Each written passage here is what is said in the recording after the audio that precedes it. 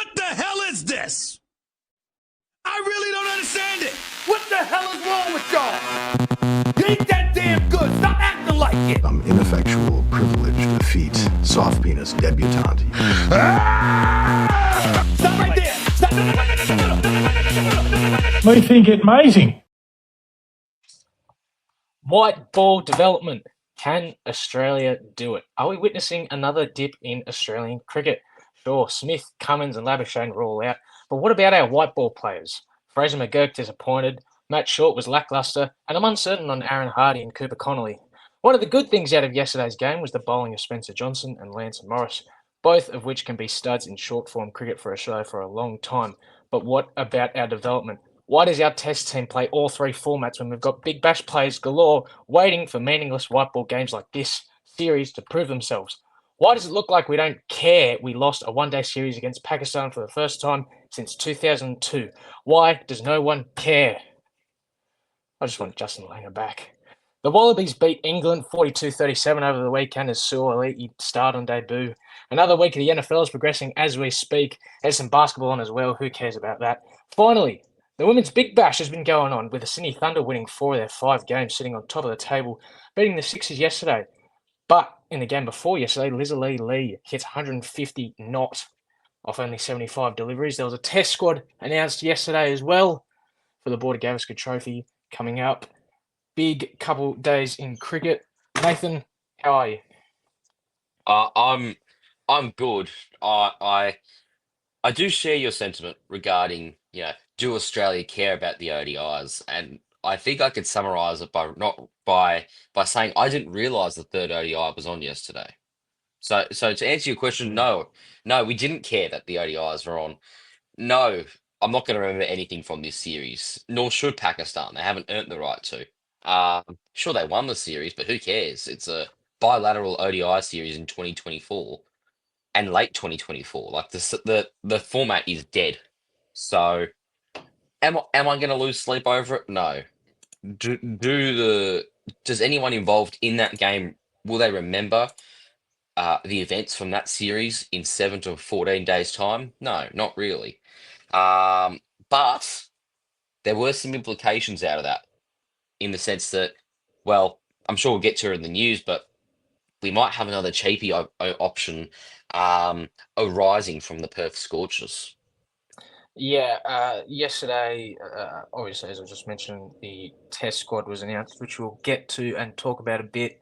And obviously, the big talking point for the one-dayers, sort of the implications that it has on Big Bash teams, a bit of form checking. We'll have some Australian-Pakistan T20s coming up in the next week. First one on the Thursday, second one Saturday, and I'm not sure when the third one is. But that'll be talked about at a later time. I believe this takes us to your story of the week, Nate. Take us away. Oh, yes, of course. All right. So, as always, Lad Bible clutches up. I scroll through the feed. I find something that makes me exhale out of the nose a bit more than usual, and I say, that's good content. So, in 2016, a flight was hijacked by an alleged suicide bomber, and a man from the UK asked for a picture with said suicide bomber. Yeah. So a man who posed for a picture, a man who posed for a picture with an alleged hijacker was wearing a suspected suicide belt. The bloke's name was Ben Innes, who lives in Aberdeen, was a British health and safety auditor who posed for a photo with a plane hijacker with what looked like a suicide vest on. The man said he did it to take a closer look at the apparent explosives belt, adding, "I figured if his bomb was real, I'd had nothing to lose anyway." Interesting. Ben was one of 3 passengers and 4 crew held to the end of a hostage siege after Saif Eldin Mustafa hijacked the Egypt Air flight bound for Cairo. The alleged hijacker was arrested after a standoff in Cyprus, and the suicide belt was found to be fake. So, Brilliant. kids watching, if someone's hijacked your plane, go for a selfie because you've got nothing to lose. That's the moral of the story there. Anyway, back to these serious things at hand, aka You can't do What that because happens with Albo's going to Cooper ban social Connolly's media for hand? 16-year-olds. But anyway, Oh, political correctness gone mad. yeah. Look, we'll get to the test squad first. That's how we'll start this off. For the upcoming 5-test series against India, we've got obviously Pat Cummins, Scott Boland, Alex Carey, Josh Hazlewood, Travis Head, Usman Khawaja, Marnus Labuschagne, Nathan Lyon, Mitch Marsh, Steve Smith, and Mitchell Stark, and Josh Inglis and Nathan McSweeney being named as well. And we assume that because McSweeney's been included, that he will be opening the batting for Australia. He looked relatively okay in that first Australia A, or the second Australia A, India A game, without that much of a score. You like it, Nathan? Is this would have been your pick for the opener spot? Presumably he does open. I I say he would. I don't think Inglis. I think Inglis would be playing for Australia A. If they genuinely thought that he was going to be the opener, or that he could be the opener.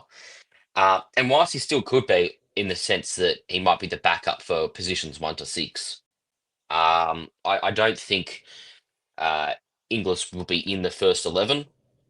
I think it will be McSweety. He's the most technically correct. He's a perfect balance of the four candidates, Constas, Harris, Bancroft, McSweeney. You see, Harris has the past pedigree of being an opener for Australia. Pedigree is a strong word, I must say, but he has done it Probably. before. He's done it before, and he opens the batting regularly. Now, and he's got decent form behind him in Shield cricket and Australia A as well. He wasn't too bad.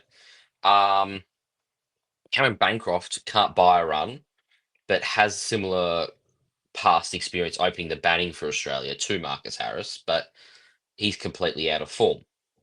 They're also Bancroft and Harris are both over the age of 30 as well.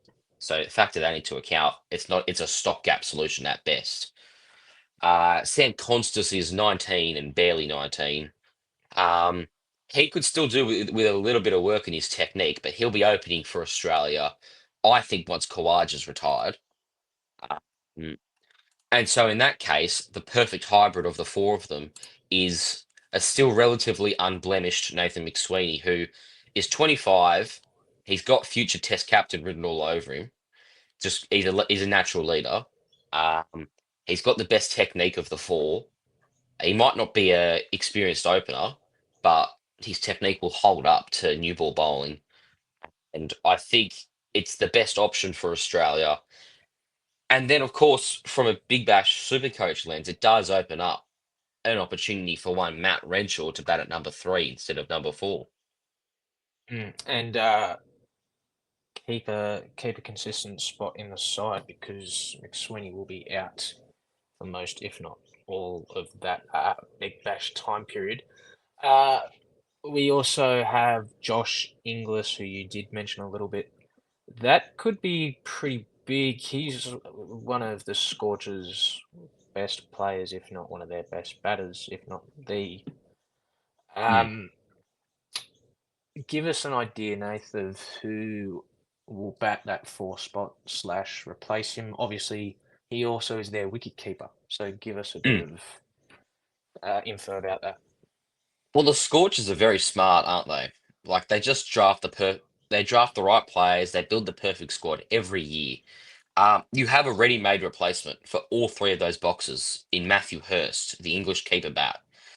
He's a naturally top bats in the top 4. He's a wicket keeper. Um, he's currently owned in Supercoach by a whopping. Let me just check. I think it's very low. 106 people own him. Now, when I checked maybe 2 weeks ago, the number was 6. So 100 people have brought him in since Josh Inglis was added to the test squad. We're not expecting anyone to be released because it's a 13-man squad. They want to keep a batter and bowler with them the whole summer, so I don't expect Inglis to play much Big Bash. In which case, Matthew Hurst at 117,000 for me feels like a super pod because he's a pretty good batter. He's that one of those typical explosive English batsmen. He's cheap as hell, and he's got a double round too. And you don't want to spend much money at keeper this year, and he's pretty cheap. Yeah, to your point about that, the most expensive wicketkeeper available is Alex Carey, sitting at 167,000, who obviously Mm. will be lucky to play games this year. So it's a very interesting test squad in that regard. I mean, it's pretty stock standard for the most of them. I guess we were all sort of excited to see who they'd go with opening. Sam Consis had that 70 in the second innings, and we thought, well, it was a little, probably all thought it was a little too much too late, that sort Mm. of stuff. We'll move on from the test squad for now, and we'll go into the Australia-Pakistan ODI series. We recorded last week, I think about Wednesday, and we've got two ODIs to cover, I guess. We had the second one in Adelaide, where we batted very dismally. Steve Smith was our top scorer with 35 off 48. Harris Ralph ripped through our middle order at a premium. He finished 5 for 29 off his 8 overs at an economy rate of 3.62. So, pretty disappointing from our top six from Australia. Again, it'll be a common theme for, I guess, our chat about the one day side, both for the second one and the third one. But our top order just didn't produce runs. Matt Short was a bit lackluster. Like I said at the top of the show, Jake Fraser McGurk, although it looks like they took steps. They saw that first game and it looked like they took steps, but it just wasn't enough in Adelaide. I can give Inglis a pass, I think, because of the way he played in that first one, and I think it'll be fine anyway. Nathan, I think the biggest thing out of these ODIs is the openers. Obviously, the big thing for our white ball cricket from here to the Champions Trophy is who's going to open with Travis Head and take David Warner's spot in the white ball cricket. Do you have a favourite? I think Matt Short played better than Fraser McGurk, but I don't know how much of a bar that is. Do you have a favourite for the Champions Trophy coming up? And what is this form about Short and Fraser McGurk tell you about Big Bash season, if anything at all? Um, I think it. I think you go with Matt Short as the opener. I think he's done his time. He's got the runs on the board, quite literally, in Big Bash and domestic cricket, and in T20 comps around the world. He's also filled in really well when he's been given the chance for Australia. So I think it's time to give him uh, an extended run at this opening spot. I think Fraser McGurk's time will come. I think he's a number three, number four. I don't think he's an opener. Um, I also think that the nature of Fraser McGurk's game means he's going to have volatility. Like, Yep. but the problem is he has been consistently bad. He hasn't actually had a big score. Like, it's okay to be volatile if you can have that ceiling, but he hasn't shown the ceiling. I not really since the first half of this year. Like, he's had a very lean 6 months. So going into the Big Bash, that concerns me because when you're picking a side for Supercoach, it should really be about schedule first, form second, roll third. Um, and so yeah, I don't really have an interest in Fraser McGurk unless these T20s spark something in him, assuming he's playing, which I think he would be. But he needs to play and he needs to light it up in these T20s for me to warrant picking him. Yeah, the T20 is obviously coming or starting later this week. It's pretty disappointing, I think, sitting at 128,000, and you look at how he played last season, you think, well, there's a good chance that he's just ready to just absolutely boom from the start. Obviously, he has a favorable draw, 2 games in the first round. Currently, I'm looking at the wrong player here. I just think it's been very disappointing, and I would have liked to see at least once Fraser McGurk bat 3 in this one-day series. Maybe we'll see that in the T20s, or I'm not sure. And I do suppose they are looking for the opener to partner Travis Head. But I would have liked to see Fraser McGurk bat 3 at least once this series. We will continue just to talk a little bit more about the batting in the second ODI. What did you think about Aaron Hardy and Glenn Maxwell in this one? I think this is the only time Glenn Maxwell scored runs this series, which we can get into a little bit more as we talk about the third one, because I think he was incredibly disappointing then. But what do you sort of take away from? I think I guess talk more about Aaron Hardy and how he's going. Again, it's another bit of the same story with Short and Fraser McGurk. There's no real form being shown. Does this affect how you pick for Big Bash? I know he's already on the expensive side. Does this take your opinion down on him a bit more just because of the price? Were you going to start him anyway? Tell us some more, Nate. Um, so on Aaron Hardy, I'm not really sure what to make of him. He's he hasn't had a great ODI series, and I'm not sure how his recent form has been across all formats. So we'll look at that now. But you got to remember he's batting at what, number 6 in this ODI side. But I expect him to probably bat 3 or 4 in the T20s when all the test stars are out of that lineup. So I'm not too concerned. He has had a lean run of it with the bat lately, though. He hasn't gone past 50 in his last 10 innings. Mm. So that is slightly concerning, but I won't be picking him round 1, but he's Yep. firmly on the watch list for round 2 if he's showing something with the bat. As for Glenn Maxwell, nah, not concerned at all. I understand, like, sure, he's not been in great form, but like it's Glenn Maxwell, people. It doesn't matter. It doesn't. His form means nothing to him. He just comes into the Big Bash. He doesn't even. It's second rate for him. And when a player like that's playing in a second rate, um, against second rate bowlers, maybe that's the right word. Uh, he'll perform just fine. It'd be too risky to not pick him and not captain him round 1. Yeah, there's definitely that part to where you think, oh well, Glenn Maxwell. It's Glenn Maxwell. Um, I will. I feel like I have to mention he only scored 16 runs this series.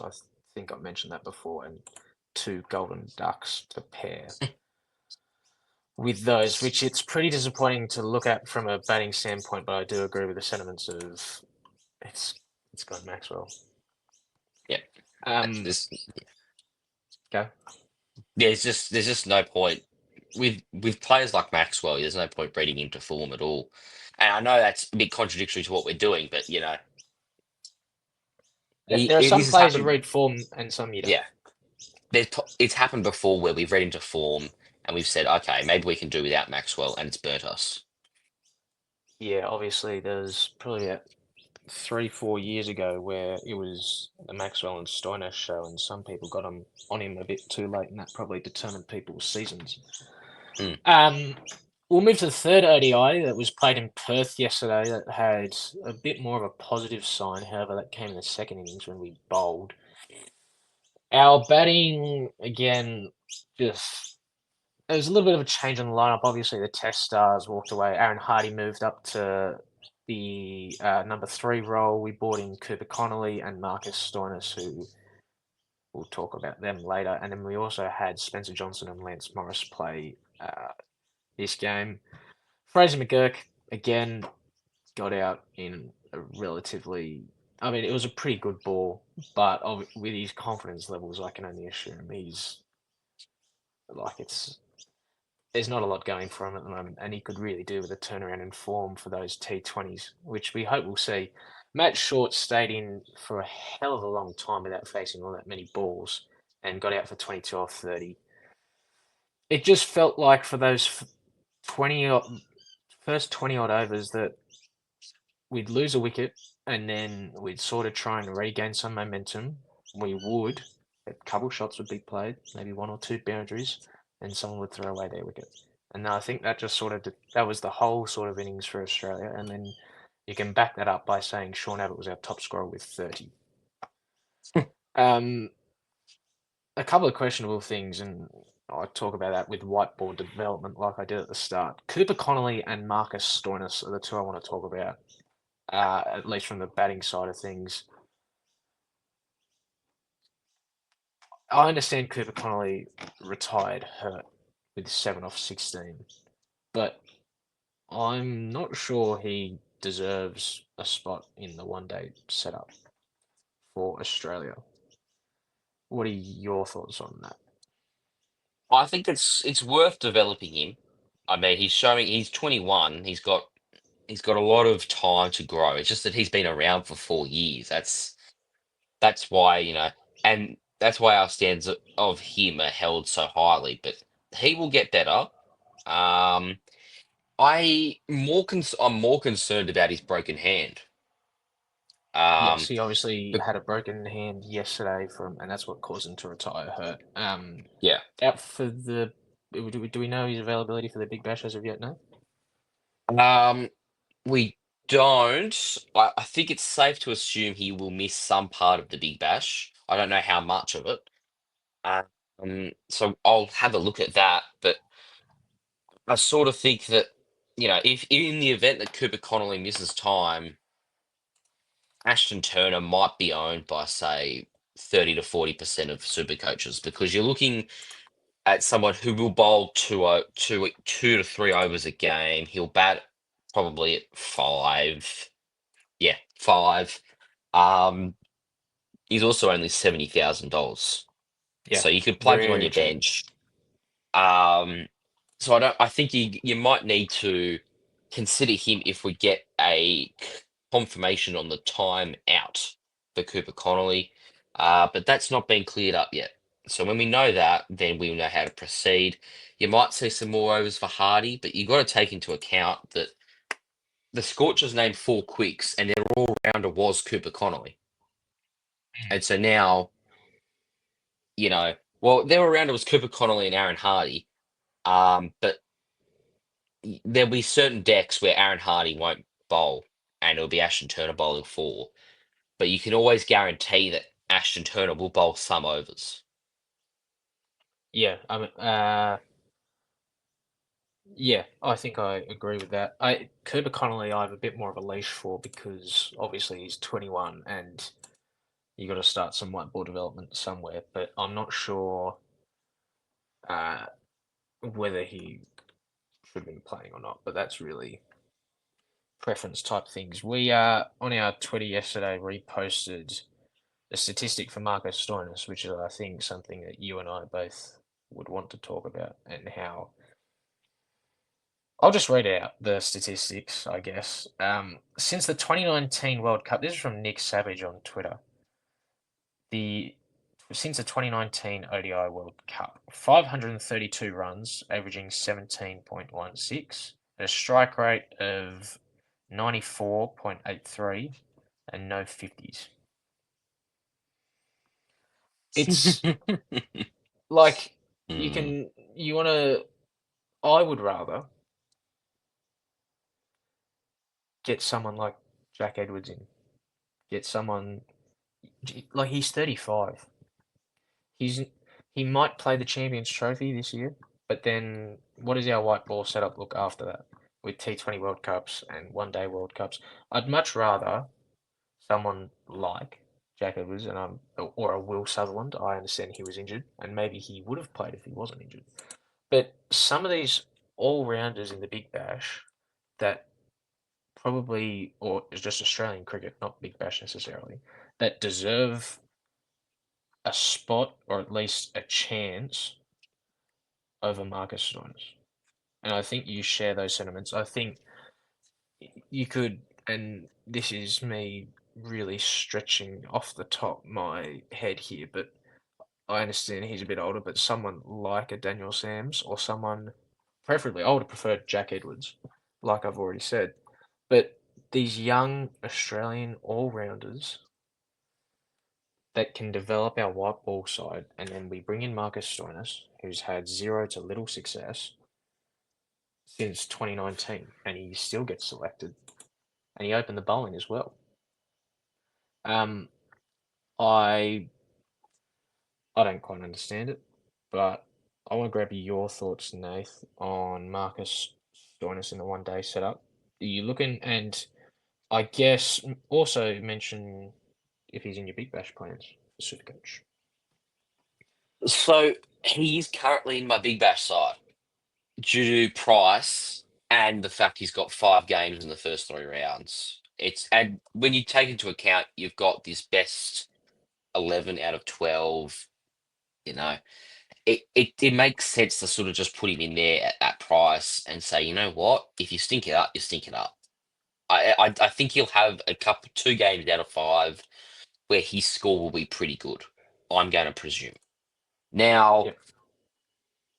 in terms of Marcus Stoinis' international career, I think it's very close to the end in ODIs. I think in T20s, he has that role as Australia's finisher, and he does a pretty good job of it in the T20s. Now, in the ODIs, you could see like this is a weakened Australia side, and he still couldn't crack it in the first 2 ODIs. So he also doesn't have a contract, I believe, a CA contract No this year. state contract. No state contract either. So he's well and truly off the radar. I think we're looking at the end of Stoinis from ODIs at least. He probably should have gone out with that World Cup win personally, but he might try and scrape his way to a Champions Trophy spot and go out that way. But I think I would say that Aaron Hardy, uh, Will Sutherland are probably the 2 front runners for that all-rounder spot right now. It depends on what the team feels like they need. Uh, Do they need a batsman who can bowl or a bowler who can bat? And I think, for me, I feel like it's a batsman who can bowl. And so you're better off investing in Aaron Hardy. Now, the problem with Aaron Hardy is that he's a number 3. Um, of course, this is all, and I've just remembered this is all a temporary solution until Cameron Green comes back. Like, Yeah. he's the answer. He's the answer, right? Someone who's the best of both worlds. He's a bowler who bats as good as he can bat in the top 4, right? He's a third seamer who can bat in the top 4. So there's your answer. It's just that he's injured right now. That's really it. Yeah, I think that's obviously Sutherland as well is injured, and he was in the white ball setup to a degree. Um, it feels like for a series like this, it's a bit of a wasted opportunity to not have someone. And I understand there's Green injured and there's Sutherland injured, and you've already got Aaron Hardy playing and Cooper Connolly's there, but just there's got to be a younger, better answer. Anyway, that's white ball bashing type of stuff, which we can get to more next week with the T20s, which will hopefully that will provide us a bit more of a picture for these Big Bash players and see what sort of form they're in. We'll talk a little bit about the Australia A India A game that concluded the other day. India scored 161 and 229 to Australia's 223 and 4 for 169. Obviously, that game, I think, pretty much confirmed Nathan McSweeney would open.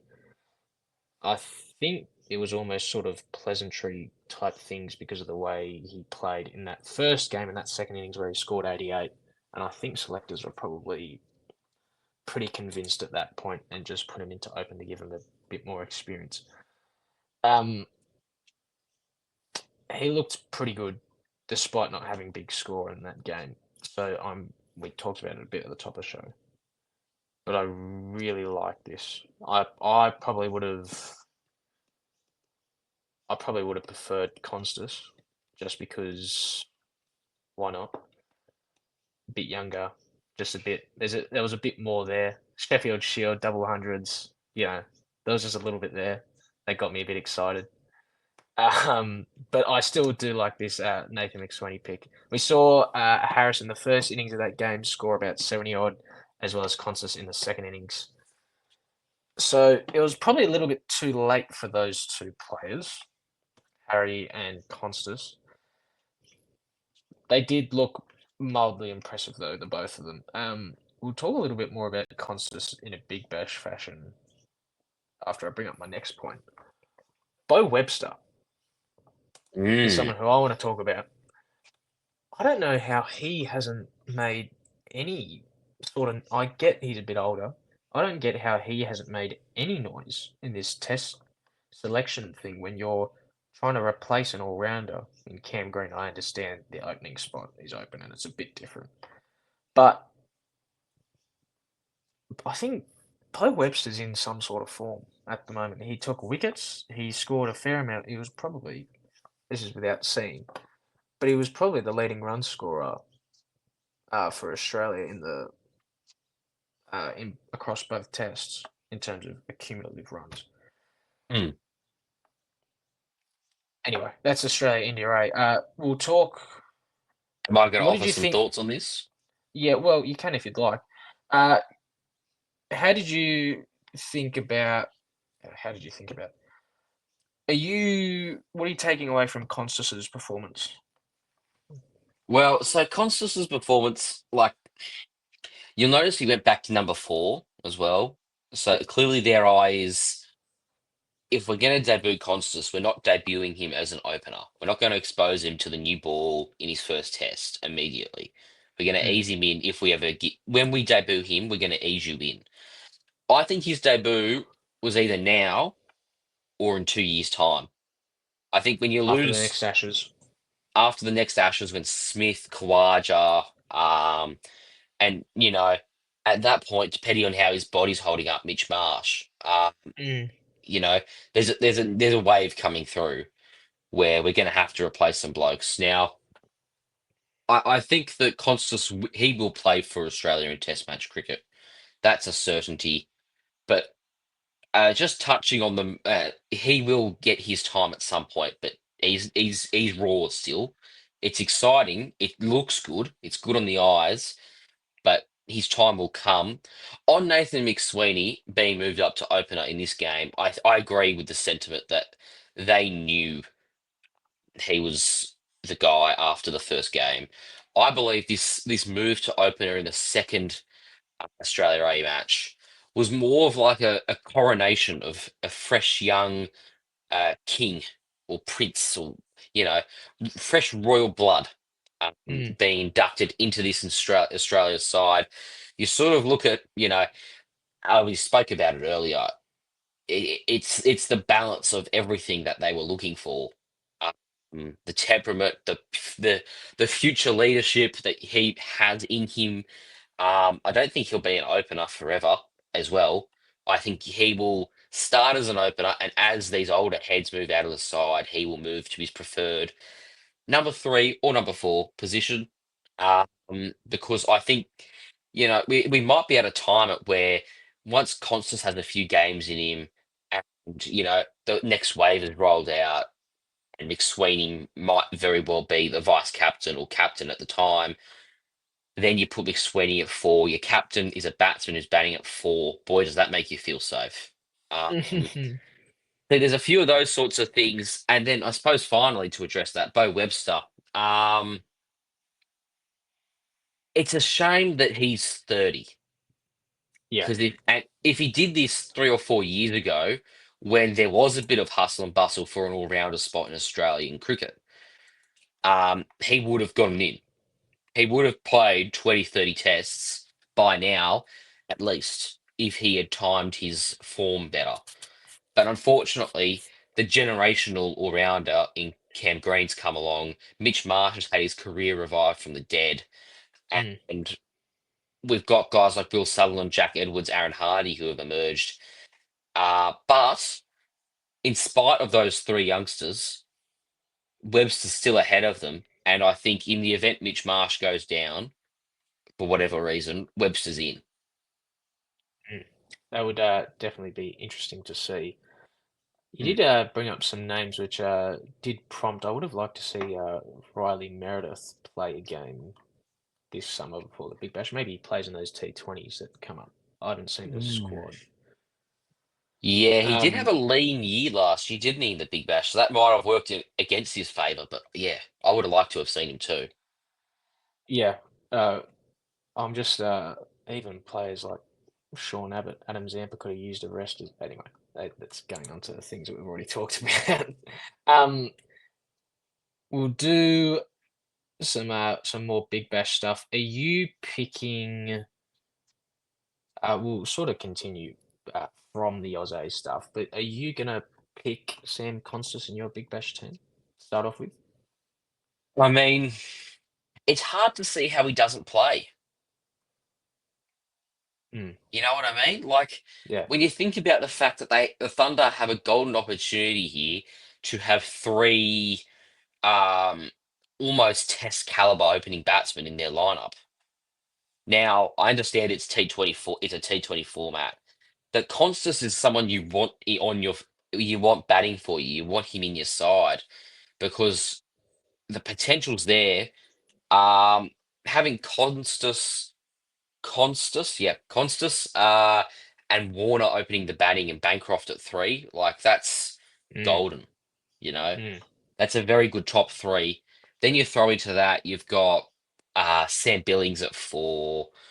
Um, who's your number five? Rutherford's your six, but there's another guy, Oliver Davies at five. Davies. Ollie Davies at five. You've got Sherfane Rutherford, an absolute gun finisher for the West Indies at number six, and then Daniel Sams at seventh. Like it's, and then you've got Chris Green, Nathan McAndrew there. So like your depth is way better with the bat, and you don't lose anything really with the ball. Your only problem will be a sixth bowler, I'd say, and that is essentially Ollie Davies.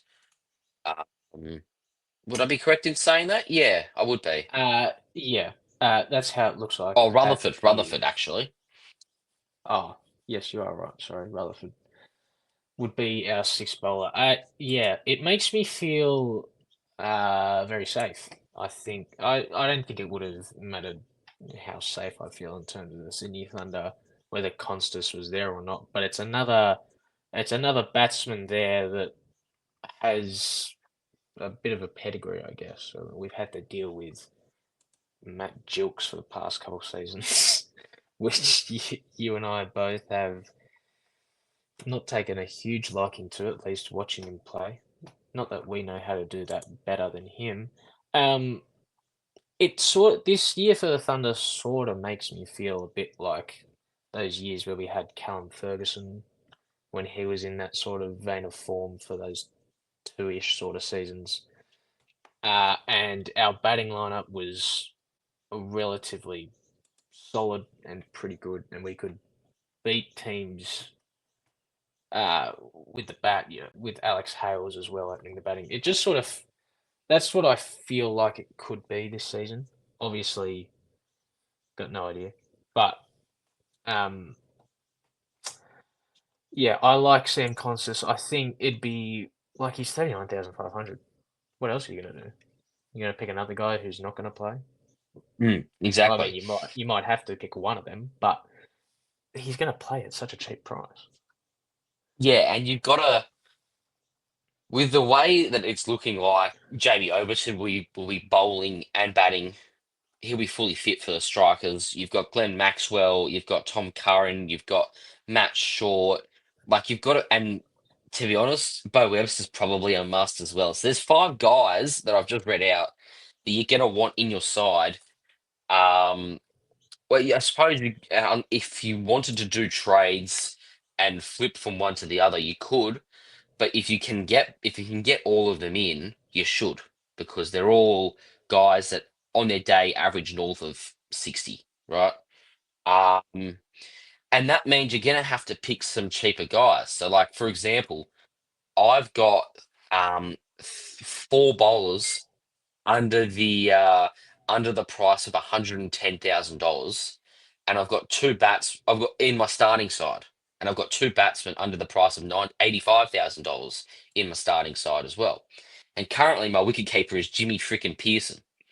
So you see what I mean? You're gonna have to go cheap. So if you're looking for, um, mate, what was the original point? Constus.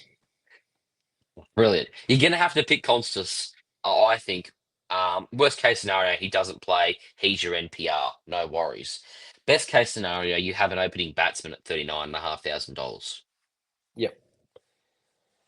Uh, yeah, I think, and obviously you included Bo Webster in that, and I probably agree with you there. We'll talk a little bit about how these sort of selections over the past couple days impact the teams that are most impacted are the Brisbane Heat and Scorchers with Inglis and McSweeney probably not playing a whole lot of Big Bash.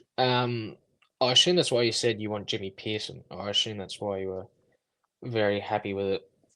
Um, how else does McSweeney not playing for the Heat this season, or it looks like it at least? How else does that affect the Heat? Yeah. So the first point on Pearson is that he'll be opening the batting this year. So and he has double round three. Now, in saying that, if I can reconfigure my side to have Matthew Hurst as my keeper, which means I quite literally have to find $2,000 more because I have $8,000 remaining. If I find $2,000 somewhere, I own Matthew Hurst over Jimmy Pearson. But the main beneficiary from all of this is Riley Meredith. Not Riley Meredith, sorry, I read the wrong name. Matt Renshaw. There you go, that's better. Matt Renshaw. He's Yeah. 68,800. He was looking like he was batting at 4, which would be fine. But now he's in the top 3, which is great. You know, Mm. I think there's a real opportunity for Renshaw to not maybe not quite double his value, but go close to doubling it. He'd get to the high 120s, I think, at peak capability. Yeah, I agree with that. He had a bit of a leaner season last season, with a couple of decent scores against the Renegades and the Scorchers, and a couple of DMPs here and there. But there was the season before, 22-23, where he had those games against the Stars, and that was just. Mm, And funnily enough, they play the Stars first game back, so there you go. hopefully he can refine some form. We talked about Matthew Hurst a little bit earlier in the show, and that relates to Josh Inglis not being there. I think that probably wraps it about up, unless you have anything else you want to talk about today, eh? I don't believe we do. Now, actually, there is one thing. I think we're going to look at trying to get these onto YouTube at some point. Um, it's just better access. Not as many people had Patreon as what we thought, really. And, people will listen if they can access it easy. And I think YouTube's probably the easiest place to access it all, to be honest. So Yep. we'll get that set up and running. There might be a bit of a back catalogue that gets uploaded, so it could be still 1 or 2 weeks away, depending on time and that. But yeah, it's going to be up. We're going to have the YouTube and have all this on YouTube before the season starts, I think. We're gonna do not that we've worked it out yet, but we have mentioned before team reviews that will be exclusive to Patreon, and we will have some other content coming up across the next few weeks. We got another 34 days till the men's Big Bash Mm. starts. So a little while away, but we've Yes. got some cricket in the meantime. I know there's a couple of one-day domestic cup games, which I don't know how much that'll tell you about Big Bash, but and then obviously the T20s against Pakistan later in the week. We have the Test series starting in 11 days, the 22nd, which is a Friday, 2 weeks' time. Cricket's starting to ramp up. It We'll is. get It some is more indeed. content out to you guys, and we'll yeah, whiteboard development. That's the theme of this episode, I guess. I'll That'll be get the started. title of it, that's for sure. I'll get started again if we keep this going. So we'll see you guys whenever we see you. Yep. And we'll preface it with the fact that it's not that we believe we can do any of this other stuff that we talk negatively about these guys. It's just disappointing to see Glenn Maxwell score 16 runs in a 3-game series. That's all, really. You're bringing some similar energy to this clip. Craziest shit ever. You can't fucking admit they're fucking killing Artie kids, so you're telling me it isn't real when they had a fucking vote in the goddamn fucking Senate. That's a conspiracy theory. Yeah, so, I just don't understand why Marcus Stoinis is still in the white ball setup. I'm going to end it.